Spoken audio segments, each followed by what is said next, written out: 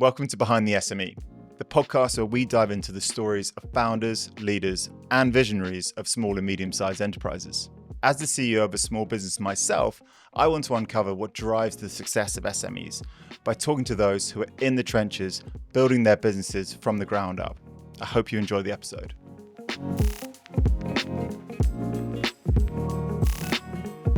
Steve, welcome to the podcast. Thanks, Adam. Thanks so much for spending some time with me this afternoon. I normally start by explaining how we know each other, but in the interest of transparency, we don't really. No. Which is great. I asked Alex, prior guest, for some recommendations for people he thought, really knew their stuff and were inspirational speakers and alike. And he put your name forward. So yeah, thanks to Alex. Yeah, no pressure. Tell us a little bit about yourself, where you started your journey and what you do now. Cool. I definitely didn't set out to be a business leader or a co-founder. Started out my career as a musician, a singer, songwriter, actor, performer, model, all of those things. Noticed the switch from Spotify to YouTube now. Oh yeah, which was great. I did that for about 8 years, an 8-year career. I somewhat sold my soul during those years. I started as a purist. I was a songwriter and I studied jazz as well, and that's what I wanted to do. But I somehow ended up on stages, taking my shirt off and shaking my hips and singing those I was like, what the hell am I doing? So I reached a point where I thought I needed to get away from things for a bit. I got a role as a singer on a cruise liner and traveled the world for about 1.5 years, singing pretty much only twice every 2 weeks. So I had a lot of time to myself, obviously visiting beautiful places around the world, but also just a lot of time to reflect. I became really interested during that time in philosophy and spirituality and psychology and well-being and human potential. And I started applying some of that in my own life. At that point, I was struggling with insomnia. Linked to that, I had depression, experienced depression and some health issues. And I started applying these things in my life and started really improving and finding more meaning and purpose. And so it was during that 18-month cruise, as it were, that I recognized, as much as I love music, I was feeling perhaps called to do something else. And I didn't have some crystal clear vision of what that was, but I felt like I wanted to help people do the kind of thing that was starting to happen in my life. I wanted to help people physically, mentally, emotionally, etc. But I didn't have the qualifications. By that stage, I was about 30 years old. I didn't really have the appetite to go and study for 10 years to become a psychologist. And so I just thought easiest entry point was the body. And so I qualified as a personal trainer initially, and then as a coach. And, I started working with leaders, typically they just seemed to be the clients that I attracted, high-performing execs who were struggling with stress and burnout and all the rest. So they were the ones I helped. They would bring me into their organizations. I would do talks. I sort of enjoyed that space. And I then decided to just take a chance, and I put together a proposal for how I could help a business consultancy in South Africa. And they were called BSG. They're like a professional services, typical business consultancy. And I put together this proposal, I can come in, I can coach your leaders, I can facilitate, team well-being sessions, I can design well-being program, etc. And they took me on. So they took me on as a head of well-being in a part-time role for about 20 hours a week. And then I was with them for 2 years, and they were a brilliant company. That's sort of where I cut my teeth. And it went from what could be like an idealistic perspective as just like some coach who didn't really understand the real world challenges of being in an organization. So I got to really experience that. But also they were just supremely inspiring. They were an SME. Who could have just been your typical professional services company, right? But instead, they had like audacious goals, like the one was to help 100 million people doing whatever they were doing. But also the others were to empower and support underprivileged children in South Africa through maths and science so that they could become job ready, etc. And they did that through, donating 2.5% of their profits, as well as like all the employees are going to deliver like classes to these people. So that they really embodied like people and purpose above profit. Profit came as a result of it. They're very successful. But so that was really inspiring for me. And that's what sort of, I think, gave me the belief that work could be done differently. Because this is worth mentioning, what took me into the workspace was many years back, I just become a coach. And around that time, my stepfather collapsed. We thought it was a heart attack. He ended up in hospital. But it turned out to just be like utter just system breakdown, exhaustion, whatever it might be. And during quite a vulnerable conversation, he opened up about the toxic culture at his organization. So he was a leader, but he had a leader above him. And this leader was one you can imagine, really hard driving, results above all else at the expense of people. And he created this toxic environment. I found out then that some people had died by suicide within the same organization at a similar time. People had heart attacks. And so I was like, wow, this is terrible. And so that sort of lit the fire that I'd like to try and see how I can enter the space. And then being head of wellbeing at that really inspiring business consultancy, that just like sort of gave me the permission almost. And anyway, so I did that for a while. Then I joined a mindfulness company where we design and deliver mindfulness programs to teams and organizations. Then I decided, how can I scale this? And I started working on a sort of wellbeing platform idea. At that time, I was introduced to Dr. Nick Taylor. He was a clinical psychologist in the NHS. We got talking. We shared a similar sort of vision that we could potentially disrupt and help organizations when it came to how they were thinking about well-being. He saw the gap in the mental health space. That wasn't really my focus initially. Mine was more, how do we help people flourish? And really, they're related, right? And that was back in 2016. And then we decided to turn that into something. And Unmind was born late 2016. Wow. Yeah. So an incredible story, and it all kind of knits together really neatly when you kind of lay it out like that, and it, like you said, it kind of layers on as the experience, and then you got exposed to the corporate world, and you kind of everything pulls together, and Unmind. I know a little bit about it, but it's a kind of a synthesis of everything that you've been explaining. So for those that don't know, just tell us a bit about the business. Yeah. So we're a workplace mental health platform. We've been around for 9 and a bit years now.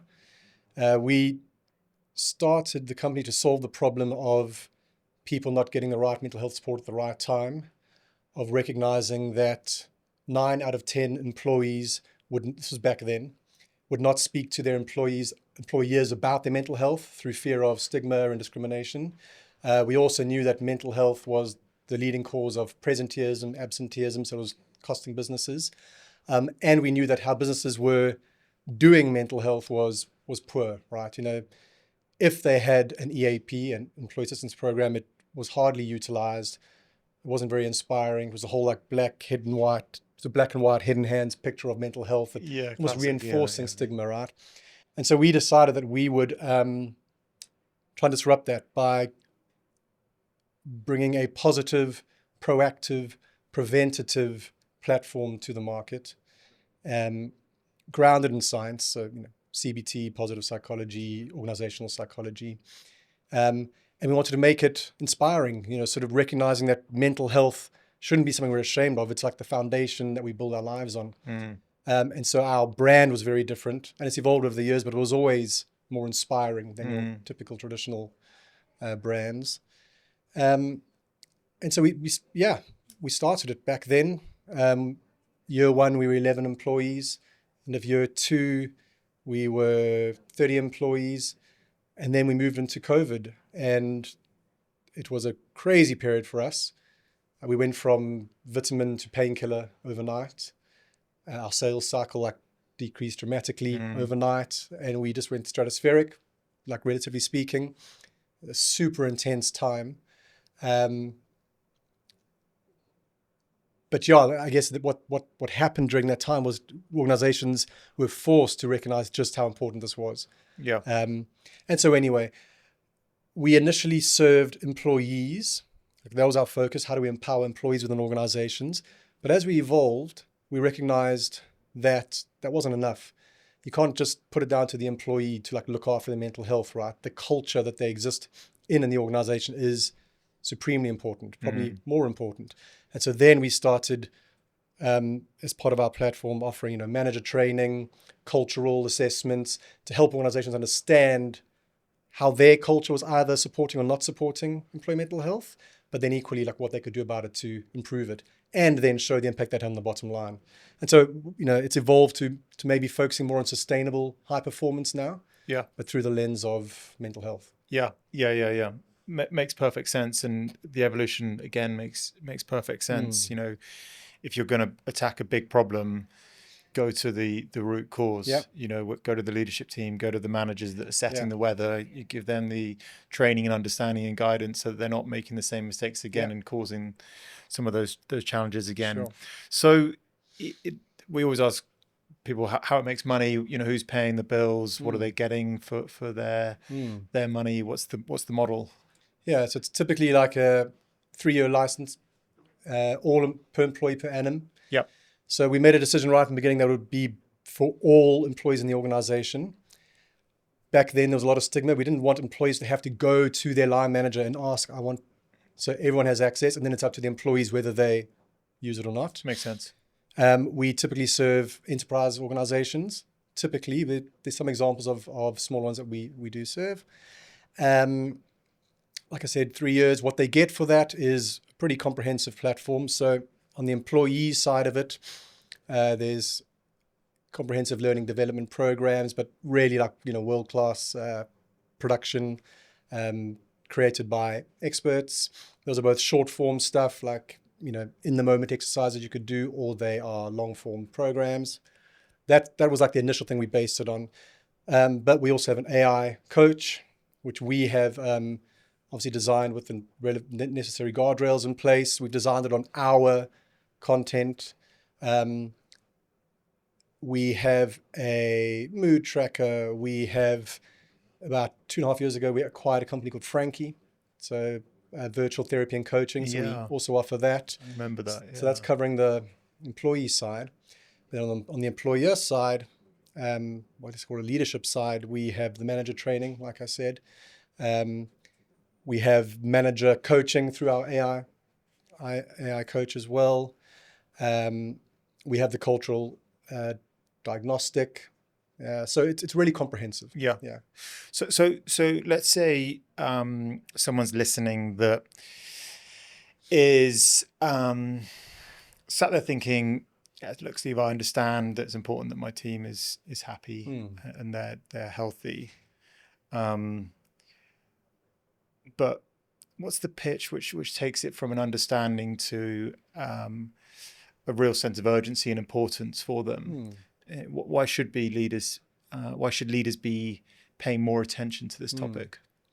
Yeah, sometimes it might be framed as like, isn't this idealistic? And it's almost like, no, it's idealistic if you think that your human employees are going to perform well if their well-being is not supported within your organization, if the human needs aren't met, right? I think and we can chat about this a bit later, but I think sometimes we forget that we're dealing with human beings with very real human needs, right? There's enough extensive research and evidence now to prove the causal relationship between well-being and performance. We know that the top 100, so they call the happiest employee companies, but effectively the highest well-being, right? They outperform the S&P 500 like year on year. We know that organizations that had high psychological safety and that prioritized well-being during the pandemic, for example, they thrived far better because they had to adapt. You couldn't just all of a sudden like change your culture overnight, right? So there's just enough credible evidence. Like this will, if done well and if done authentically, will improve the capacity and the expression of potential of your employees. Yeah. So like that's, I guess, the pitch. Yeah, it's a strong pitch. And, you talk about their ability to react to something like the pandemic Yeah. and the feeling of safety, the feeling of being able to speak to their manager and the like. It all kind of triggers back to performance and their ability Yeah. to do their role effectively, Definitely. to innovate, to be creative, and 100%.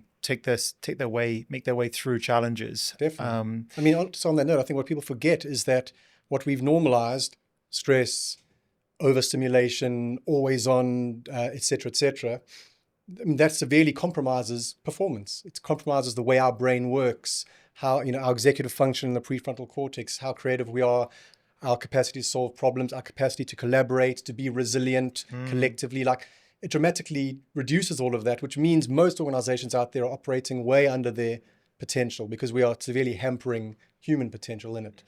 So it's just important to recognize what we've normalized, the impact of that, and then start asking the questions, okay, how could we do this differently, right? Yeah. And such a fundamental question. And, what I think what you're saying is employee well-being and mental well-being within the workforce. It's not a kind of cherry on top that happens when everything else is sorted. Right. It's the foundational layer in which you can build everything else on. Yeah. Is that right? Definitely. And it's often seen as the thing, we'll get to that once things are going well. Like it's reverse logic. Like, that is the foundation. Yeah. That really is the foundation. Yeah. You've talked about the fact that burnout is baked into the system. It's an expression that you've used. What do you mean by that? It's almost become a feature of the system. It's like a rational result of the expectations of the system, right? So like I talk about the machine mindset, the mechanistic paradigm. You could, you could say that it was born out of the Industrial Revolution. Not probably, it was born earlier than that, when we started thinking of the universe as a clock and all the rest. But for the context of work, Frederick Taylor and his scientific management in the Industrial Revolution started literally reducing people to parts in a machine. And it all became about optimization, efficiency, predictability, control, which made some degree of sense in the factories. But even if you look at newspaper clippings from back then, employees were complaining back then even because they were being reduced to parts. Yes, that can make things more predictable, especially in factories and etc. However, we've taken that mindset and it's still prevalent in organizations. And if anything, it's been almost like turbocharged through technology. I don't think we knowingly walk around thinking of the organization as a machine, but our behaviors seem to suggest that we are stuck in that paradigm. A lot of leaders, it's all about efficiency, control, predictability, top-down, hierarchical management. In a way, it's like treating employees like a machine. You put the input, just give them the input, the instructions, and they'll do their work. They're not machines, they're not cogs. And so it's really prevalent. Just remind me of the question. I've gone on a little tangent. No, I think you've answered it. I asked about burnout being baked into the system. So that obviously leads to us dishonoring and forgetting about very real human needs. And we know that when those human needs aren't met, we can experience things like burnout. So there's some psychological human needs like autonomy, belonging, competence. But then there's the obvious things like rest and recovery and health. Those things are not prioritized in organizations, and they're actually counted quite intentionally sometimes in the name of professionalism, right? You know what I mean? Like, that will, at the very least, lead to stress that's going to impact performance, but can lead to burnout. We know that, something like 80% of employees are reporting being close to burnout, having symptoms of burnout. It's certainly something that is increasing. So whatever we're doing is not working in terms of, avoiding that and creating the conditions that actually bring out the best in people. Yeah. I think you're absolutely right. And if you talked about the Industrial Revolution through to today. Yeah. It was all about productivity, wasn't it? It was about machine downtime being minimized, waste being minimized, etc. And then you move from primary to tertiary industry, and where we live now. That mindset has just completely carried through, hasn't it? Yeah. I totally understand where the issue lives. Psychological safety, you're kind of you've used the expression a couple of times. It sounds like it's an antidote to some of the issues, the creation of psychological safety. Just explain for those that maybe aren't familiar with the expression what that means, and then also how you might go about creating it. Sure. So like psychological safety is the degree to which people feel safe to show up as themselves, to share their honest perspectives and opinions, to dissent if need be, that kind of stuff, right? We create those conditions as a leader by allowing it, inviting it, embracing it, right? We stifle those conditions when we come down hard on people for sharing, alternative perspectives, or et cetera, et cetera. When we too sort of top-down control, we stifle that without a doubt.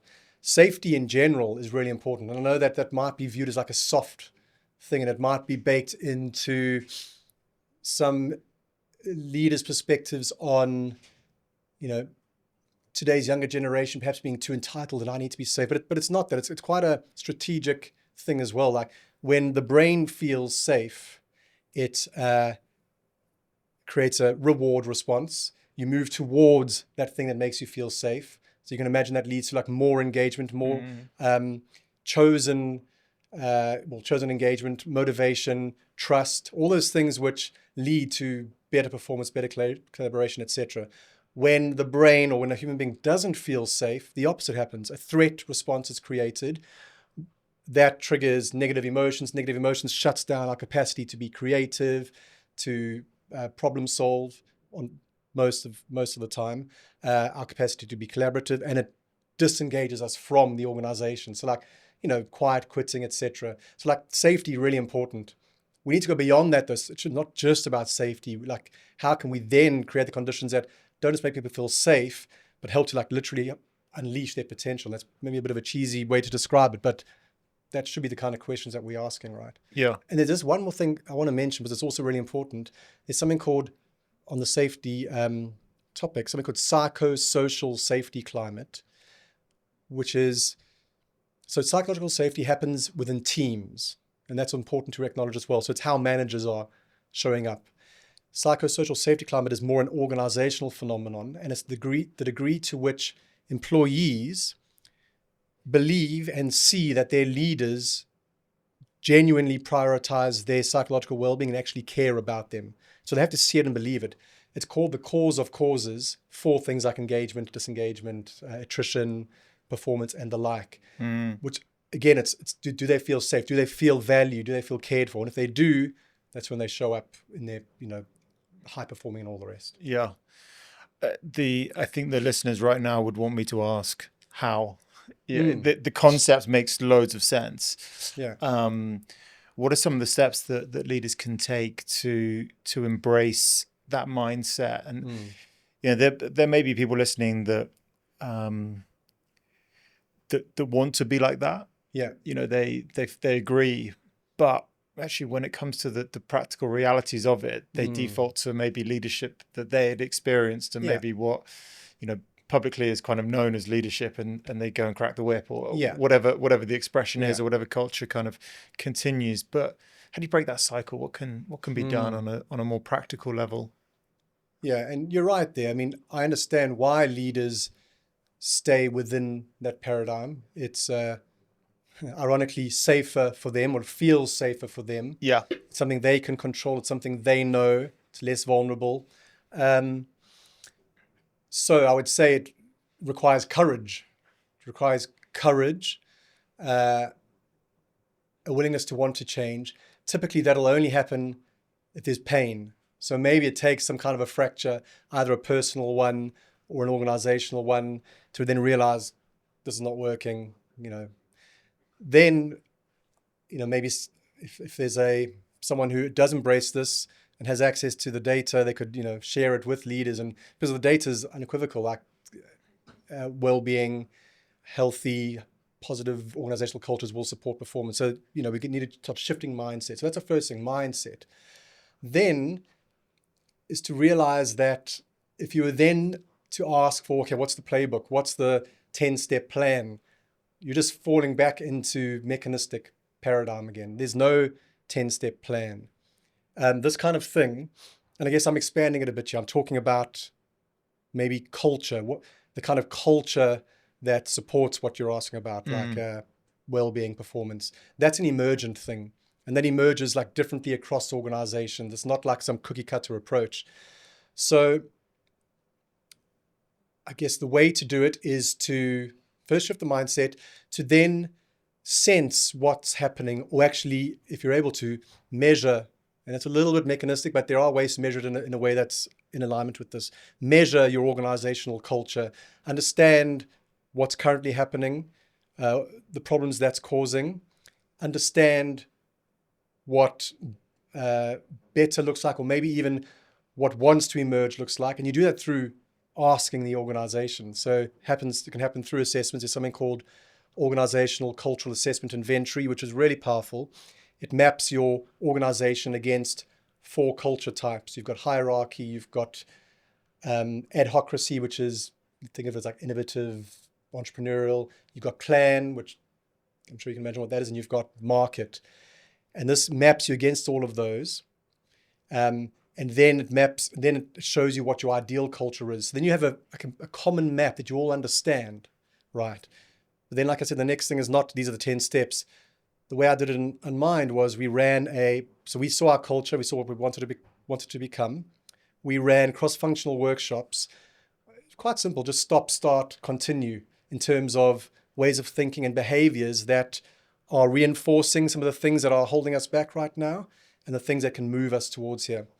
We surfaced those. We spoke about them as an organization. And that's what we kept on doing. Just that, really. It's about dialogue. It's about awareness. And then it's about empowering and inviting others to take responsibility for this. And it worked. Like, I can go into the details if you want later, but we shifted our culture within 18 months to the culture that we felt would best support us as an organization. I was told by a cultural consultant that it was the fastest shift that they had seen, and it wasn't done through a plan, right? It was done through, like I've said, mindset, creating a common understanding and map, and then empowering people and asking them to take responsibility. Yeah. And I guess you need consistency across the leadership team. Yes, everybody's got to buy into it, because if they come to Steve and say, hey, look, I'm not feeling my best today. Yeah. Can we talk about it? And then they go to, somebody else in the leadership team and they get 2 very distinct, different responses. It's not going to create. Definitely. Equally, the initiatives need to be adopted on a uniform manner. One of the things which I learned early on is the importance of that manager and the manager role. And you spoke about it at the top of the introduction to Unmind, and how there was quite a lot of training focused on the manager. And an expression which someone told me once, which really stuck with me, was the manager sets the weather. And if you think about it in your organization, or any organization, you've got, a bit of probably a pyramid, and lots of sub-teams managed by managers. And so the majority of the weather is being set by a band of people that are neither kind of, newish to the company, and a junior employee, but also not in the leadership team.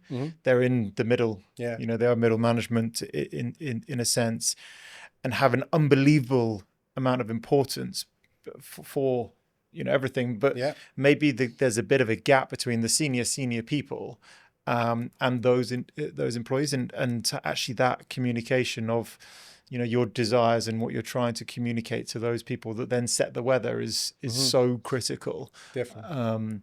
And if I was speaking to a company and they were saying I'm struggling with culture, I'd want to make sure that there was manager leadership team alignment from the outset, because that's quite a common disconnect that happens. Definitely. Yeah, I agree. I mean, that layer plays such an important role.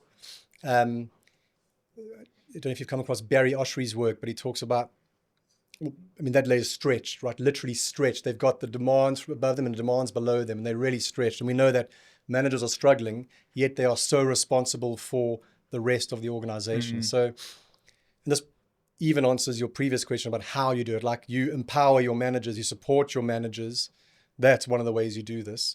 There's there's not going to be a one-size-fits-all culture, but what is consistent is that managers know how to create team cultures that support employee well-being and sustainable performance. I would say that is universal across teams. What the cultural mix looks like will be different across industries and organizations, right? Yeah. So empowering your managers, making sure that they are supported through coaching, through therapy, through, development, empowerment, all that kind of stuff, super important. We offer, like I said, training for managers so that they understand how to recognize struggle in their teams. And then, like I said, how to create the conditions that prevent problems or bring out the best in their team, right? Yeah. And also know how to signpost when they need to signpost. What we're not talking about here is expecting your managers to become therapists, right? Obviously not. However, yeah, it's fine line. I mean, it easily slips into that, doesn't it? It does, can do. and it shouldn't be. I mean, it's certainly not that. However, interestingly, I don't know if you came across the research that for 70% of people, their manager has more of an impact on their mental health than their therapist. Wow. So that's very interesting. It doesn't mean that the manager should become a therapist, but they should at least have a foundational understanding of mental health in the workplace. To me, it comes back to, look, there's lots of theories, lots of models, etc., that you could learn about. I sometimes think and maybe I'm reducing it to too much simplicity here, but it comes back to the mechanistic paradigm and the living systems one, right? It's recognizing that you're dealing with human beings. It's seeing the human first, the role second. Like, it's these kinds of paradigmatic shifts that then lead to you showing up differently as a human as a manager, right? If your direct report, and even that line potentially is questionable, but if your direct report, can sense that you do care about them, if that manager shows up in a way that doesn't squash their potential, that almost like a manager as a coach and brings out the best in them, if they provide clarity for that employee, all these things that we need as human beings, right? Then their mental health and well-being is going to be better than if they do the opposite. So do you know what I mean? Like it's how we're showing up. But we're entrenched in this system where to be professional means to just like almost ignore some of these more human things, we're getting it wrong from that perspective. Yeah. And what we're talking about actually is having empathy built in across the board, and it's got to be set from at every level and be part of the DNA and the culture within the business. Yeah. Set at every level. Manager's important, but the top layer is the most important. Yeah. Supremely important. Yeah. Super interesting. And you've talked a little bit on the topic of the leadership team. You talked about leadership burnout. It is linked to organizational burnout. Yeah. Just explain that to me. What do you mean by that? Yeah. So, I mean, first of all, an interesting stat, and this is a study from this year. They did a meta-analysis of thousands of papers, and they wanted to measure what the top predictor of business performance was. And it was across the board, like various factors. The number one predictor of business performance was leader well-being. And that's really, to me, it's not that surprising, but for many people, that might be a surprising statistic, like above all of the factors that you could imagine, right? Leader well-being. Yeah. To me, the reason for that would be, when a leader is stressed, burnt out, any human being will automatically contract. It'll become about like self-protection. You get cut off from empathy and compassion. You're far more likely to enter that mechanistic paradigm.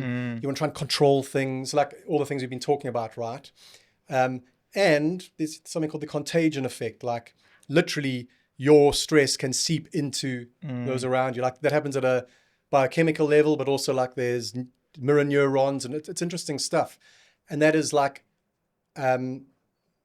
intensified between leaders and followers, like the leader-follower effect. Like the mental state of the leader sets the tone and like actively shifts, the energy of the organization. And so it's really, really important. Oh, no pressure then. Yeah, no, exactly. and leaders are victims of this systemic mindset as well, right? Yeah. So this is difficult stuff, but it can be simplified to just remembering that we are human beings, that if our human needs are met both as leaders and employees, then we are more likely to flourish. When we flourish, we perform better, et cetera, et cetera. So it starts with some simple like shifts in perspective. Yeah, and I think we're guilty, and I say we as in, business leaders are guilty of prioritizing their business, neglecting their own well-being. Yeah. And then, that doesn't necessarily accrue on a day-by-day basis, but on a month and maybe an annual basis, it does stack up to a point where you go, I haven't really been able to look after myself because I've been so focused on the business. Yeah. And I think loud and clear what you're saying is you've got to take time, 100%. and it's really important. There was something that you spoke about, which was leaders who we can't afford to focus on well-being right now. And you talk about recovery being something that you fit in, and actually you talk about it more as something foundational.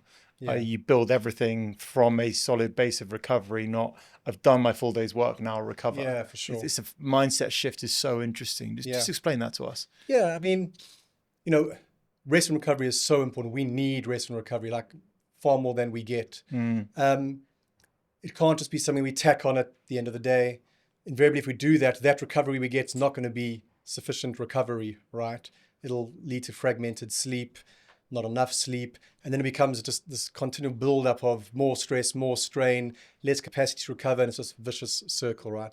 So you want to really prioritize recovery. And that's difficult to do in our society when we glorify exhaustion and glorify busyness and all the rest, right? But what that can look like practically, first one is prioritize sleep. That really is the foundation for everything else. So prioritize sleep. That doesn't mean obsess about sleep. I once sort of fell into that trap of becoming overly obsessive about sleep, and I had insomnia for 10 years.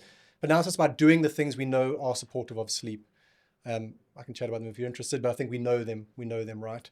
And then it's, starting the day well with some kind of thing that creates a foundation of energy, whatever that looks like for you. I recognize that we have different circumstances. We might have children to see to, but anything that gives you a bit of a grounding in the morning, sets you off on the right foot versus the wrong foot, I think is really important. And then in your day, this is very important, work with your rhythms. There's something called ultradian rhythm.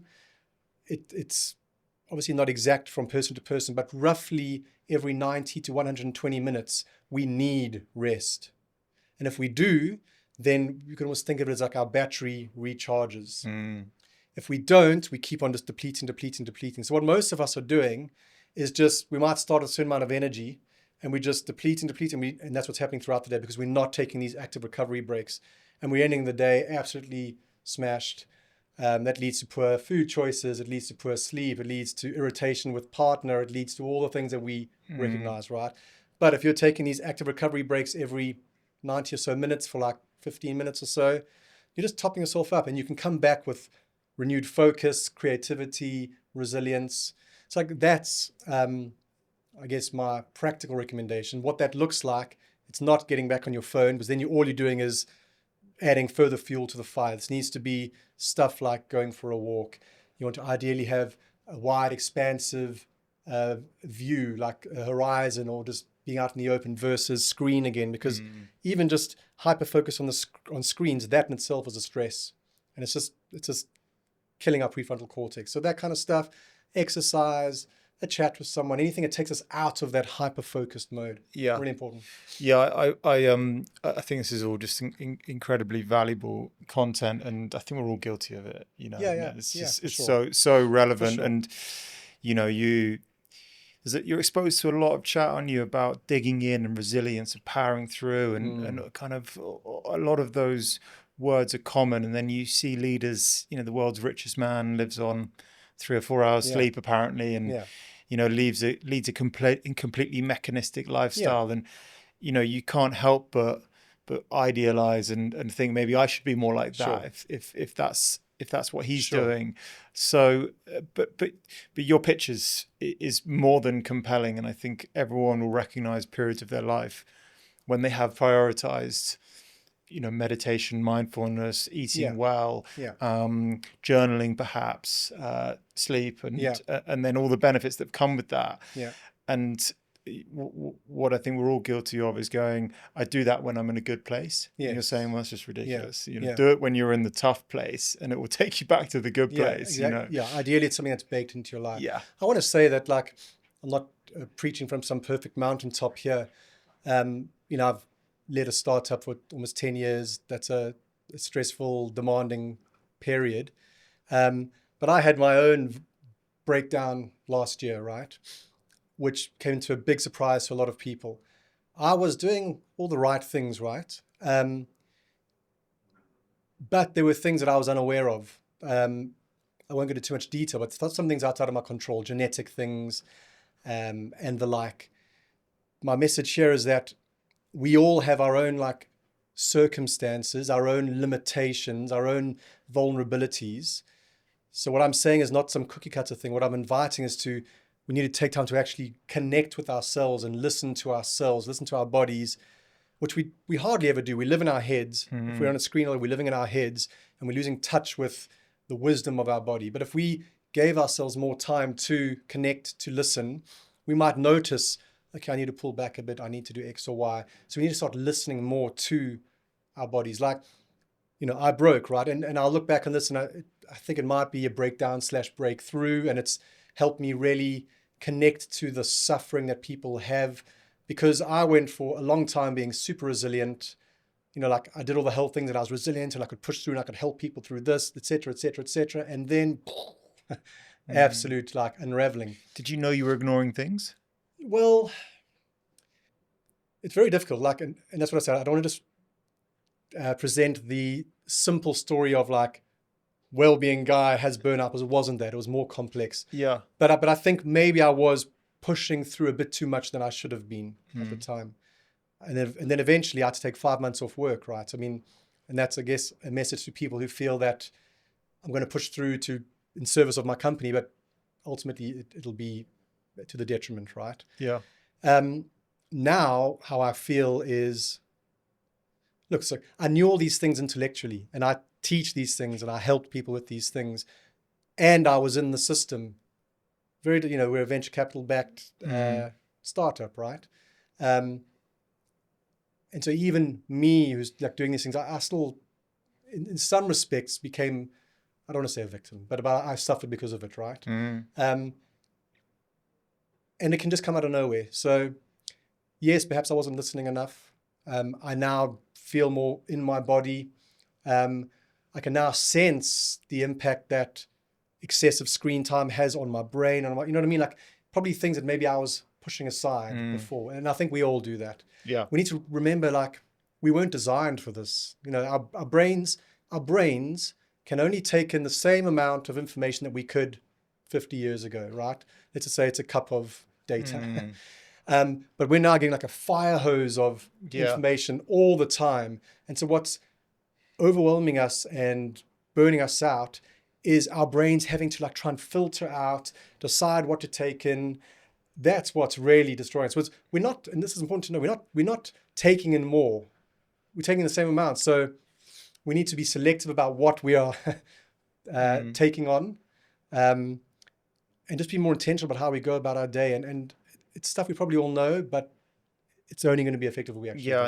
And these reminders are so crucial. I remember I was about to welcome my son to the world, and a friend of mine said, "Adam, you need to declutter your life." Yeah. And I was like, "What do you mean?" He's got a lot going on. There's just lots of projects and activities and just stuff. Yeah.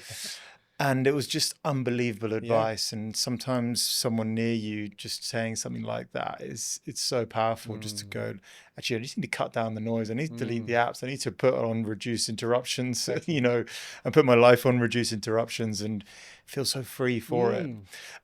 It's a really similar point, but I read something that you wrote about a tracking ring. And it made me chuckle. Yeah. Because you should tell the story. I think it's a really good story, because it made me chuckle. I mean, I've just I've seen the humor and the irony in a lot of what's unfolded for me, right? And there's a part of me, no, I really believe in what I talk about, right? And sometimes I am realizing that I'm living the very thing that I'm inviting people to become aware of, right? Now, I wear an Oura ring I have for 6 years, but I realized that it was making me treat myself like a machine, right? Optimizing myself based on numbers and all the rest. And I found that funny, right? I'm now trying to develop I have a far more mindful relationship to it. Like, I only check it, like, let's say once a week. Actually, it's a little bit of a lie. I do check my readiness score in the morning, but then I don't keep on checking it throughout the day. During this crisis of mine, one of the unlucky side effects was I became, and I was never an anxious person, but I had such extreme health anxiety, and I started like checking my HRV every 5 minutes and it just started reinforcing like this vicious cycle. So it's interesting. I think we are, and that's another symptom of the mechanistic paradigms, that we're trying to optimize ourselves. And I certainly fell into that trap. I can fall into it sometimes, and I'm trying to be a bit more aware of it. Yeah. Yeah. You can become a slave to these things that you paid money to. I think was the thing that I took away from that. And sure. You wake up and first thing you do is you beat yourself up because you didn't sleep well enough. Exactly. And you're like, well, that's not a good way to start the day. And I should have got 78%. No, exactly. Exactly. I was definitely in that camp. Yeah. And I will just say, if you're someone who battles with sleep or has insomnia, don't get an Oura ring. An Oura ring's better for more fine tuning if you're doing well. This will just reinforce some of the bad stuff. Yeah. You put at the end of that article that you wrote, which everyone should read because it's a really good one. If you do any type of tracking, I think it just puts a bit of humor and kind of reality and authenticity into it. But you speak about the river of integration that flows between the banks of chaos and rigidity. Yeah. I didn't come up with that myself. It's from Dan Siegel. Exactly, Dan Siegel. I think I mentioned that. Yeah, you did. But I think it's a beautiful metaphor. One thing I realized, this is one of my learnings through my crisis, was that even in the name of health and well-being, I had tried to control things too much. So I don't like to control people, but I like to control myself a lot. And I recognize that. And so my invitation has been to, well, actually, let me first say, one of the repercussions of that is that sometimes I would, that controlling of self would become too much, and I would then just like force absolute chaos as like some kind of an antidote, right? So you just swing between polarities. So now what I'm trying to do, and it's working much better, is find that river of integration where it's a both and. It's not total freedom, it's not total control. You sort of vacillating between the two in a mindful, constructive way. Yeah, I think it's super interesting, and obviously we spent a lot of time earlier in this chat talking about empathy with others. And I think some of the stuff we say to ourselves, we would never say to anybody else. No, you're useless, Adam, or why would you do it like that? You're crappy, you're lazy, whatever it might be. You never say that to another human, but we're comfortable saying that to ourselves. Yeah, definitely. I just think that's such an interesting paradigm. Definitely. Yeah, I want to finish up with one more topic before we finish up. Yeah. But you talk a lot in more of your recent kind of articles and online content, talking about stopping pretending, authenticity. Yeah, and I can actually even see a shift in the way you've put yourself out there and becoming more open and authentic. Yeah. I think it's something that everyone's guilty of, right? Firstly, why is it important? And secondly, how do we do it? How do we bring kind of a bit more of ourselves back into our day-to-day? I think trying to be something we're not is so draining, trying to hold up those pretenses and being performative. But that's what's being asked of us a lot of the time, right? And I'm sure social media doesn't help. Anything. No, exactly. Anything. Exactly. Professionalism doesn't help. What we've internalized as being professional doesn't help. It's put on this mask. That kind of stuff is stifling. Now, look, I'm trying to not speak too much wacky soul language here, but I think our souls suffer as a result as well if we live that mask, right? I got a really good piece of advice about 5-6 years ago. So I was 2-3 years into Unmind. I was an executive. I had this idea of what that meant, what it should mean. I recognized that I'm a musician and creative. I haven't done an MBA. I haven't even been in a corporate, apart from the stuff I mentioned. I've got all these like gaps I need to fill, my faults, etc. And so I hired an executive coach to ask him to like make me more executive, right, and fix these flaws and all that kind of stuff. And he was brilliant. Luckily, he wasn't your typical executive coach, but he invited me to. He's like, don't try and do that. Don't be something you're not, right? Embrace your background, embrace your experience, your quirks, your etc., your gifts, and really lean into that. I think deep down I was hoping that was the case, but I didn't think we had permission for that, right? Yeah. But that sort of gave me the permission, and it was since then that and it's been an evolution, but I started to embrace just who I was, and I wasn't trying to be anything else. I showed up that way as a leader, and my impact and influence really shifted within Unmind then. Like I went from being on the periphery as someone trying to like fit in to really holding my place, but as a like soulful creative leader within the organization. And it led to, people trusting me trusting them, and just helped me flourish and people around me flourish. So like that really just cemented this idea that we should be ourselves. And it can sound fluffy, right? Show up as your whole self to work. But it really is that if we are able and feel safe to be our whole messy self at work, paradoxically, those are the conditions that lead to flourishing and high performance, right? Yeah. It's a paradox, but we're stifling all of that. Yeah. I think it's a really amazing kind of finishing point, and I think there's a lot of bullshit in the work world. A lot of chat, a lot of language, a lot of use of buzzwords, and actually, if you strip it all back, it's way simpler. And what you're saying is, be you. Yes. If you don't understand something, say you don't understand it. For sure. If you couldn't get to it because it was too difficult, say it. There's no point. No, exactly. There's no point pretending. Exactly. Just be as open as you possibly can. I think imposter syndrome, which is very common, actually arises out of trying to be someone that you're not. You know what I mean? And so we overcome it by actually embracing ourselves. That's a very good observation. Yeah. Okay. I think I would love to keep chatting, because I think there's quite a lot more for us to run through. But in the interest of people's attention and their Arcadian rhythms. Ultradian rhythms. Ultradian. Exactly. Yeah. We'll close up there. Sure. We always ask everybody what the best or the worst piece of advice they've ever been given is. As the final question. Well, in a way, I might have just answered that, right? The advice to not try and be someone else and be myself as a leader, that was probably the best piece of advice I got in my career. And the worst piece of advice was probably what I was giving myself before then, was that I need to be something different. I need to be, the executive presence, et cetera, et cetera. And that came from internalized voices that aren't our own, right? Yeah. How do people find you, Steve? You can find, so Unmind is unmind.com. Yep. I've got my own website, so coaching and speaking and cultural advisory. It's steveperalta.co. If you're interested in my music, you'll find me on Spotify and LinkedIn, obviously.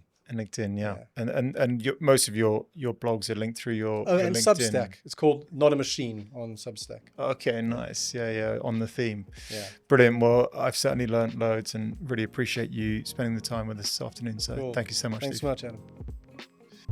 Thanks for tuning in to this episode of Behind the SME. Don't forget to subscribe and leave us a review. It really helps others find the show. If you want to get in touch, you can find our email in the description. Until then, keep building, keep learning, and we'll see you next time.